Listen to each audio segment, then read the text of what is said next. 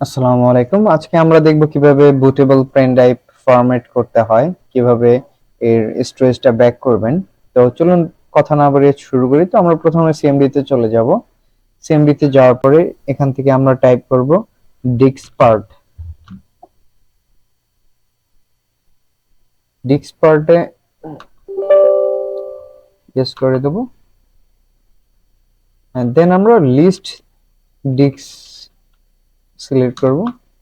দেখুন আমাদের স্টোরেজ ডিভাইসগুলো চলে এসেছে। তো দেন আমরা সিলেক্ট করব হচ্ছে যে সিলেক্ট ডিস্ক টু। আমি আমার পেন ড্রাইভটি ফরম্যাট করতে যাচ্ছি, তো ডিস্ক টু সিলেক্ট করে দিলাম। তো এখানে অবশ্যই একটু বি কেয়ারফুল, বিকজ যদি আপনি ভুলে অন্য ডিস্ক সিলেক্ট করে ফেলেন সেই ক্ষেত্রে আপনার সব ডাটাগুলো হারাইতে পারেন। তো যাই হোক, দেন আমরা এটাকে একটু ক্লিন করে নেব। তো আমরা ক্রিয়েট পার্টিশন প্রাইমারিতে যাব। ক্রিয়েট পার্টিশন প্রাইমারি, আমাদের পার্টিশন ক্রিয়েট করা হয়ে গেছে। দেন আমরা ফরম্যাট করব। Format fs equals to FAT32 quick